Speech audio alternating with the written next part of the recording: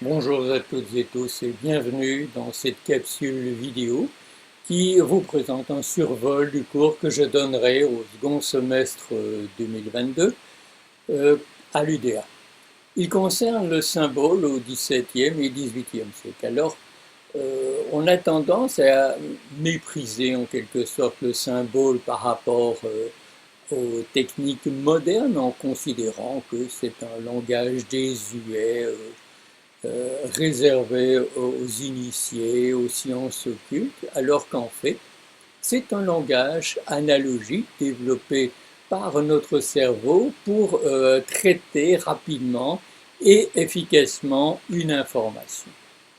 Alors, étant donné que c'est un langage mis au point par notre cerveau, il est le reflet de la société. Donc une histoire du symbole nous permet de mettre en évidence certains aspects qui avaient été délaissés par notre société. Donc c'est un langage analogique qui est une caractéristique de la société. Alors nous allons envisager ces différents aspects. Nous aurons tout d'abord un aspect concernant le pouvoir. Donc cette société 18e siècle, 17e, 18e siècle, c'est la monarchie absolue. Donc vous avez un certain nombre de symboles qui sera intéressant d'étudier.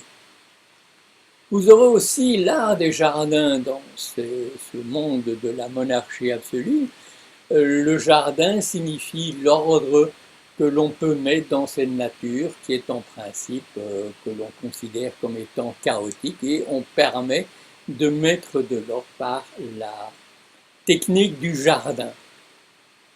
Nous aurons également envisagé le côté, après le côté végétal, le côté animal, la symbolique animalière, et entre autres, vous aurez les fables de La Fontaine qui seront mises en évidence. Voilà ici un livre illustré par Oudry sur les fables de La Fontaine datant du XVIIIe siècle. On aura également la symbolique des nombres. Pas mal de mathématiciens, de physiciens vont utiliser cette symbolique des nombres. Pensez à Newton avec ses 7 couleurs, donc il a rajouté une couleur de plus pour avoir le chiffre 7. Pascal donc va être obsédé par les carrés magiques, et nous verrons l'arithmétique de la grâce avec Pascal. Vous aurez aussi une illustration par les cabinets de curiosité, tout un symbolisme de la vie et de la mort dans ces splendides cabinets de curiosité. Nous verrons également l'alchimie. Nous verrons que l'alchimie n'est pas du tout une science dépassée, du moins au XVIIIe siècle, au XVIIe et XVIIIe siècle. On verra dans les œuvres de Newton que le but de Newton n'était pas du tout un but de découvrir la lumière ou la gravitation universelle, mais c'est surtout de redécouvrir la sagesse des anciens. Donc, il a consacré 20 ans de sa vie donc, à l'étude des textes alchimiques, une chose qu'on connaît un peu moins.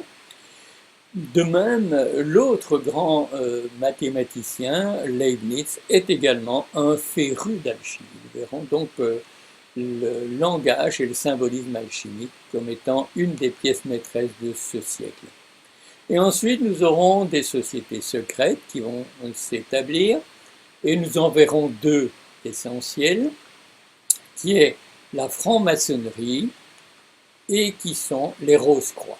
Donc, ils sont là un symbolisme basé à la fois sur l'alchimie et basé sur un symbolisme bien précis. Voilà, donc voilà le tour d'horizon de notre cours. J'espère vous y revoir. Au plaisir.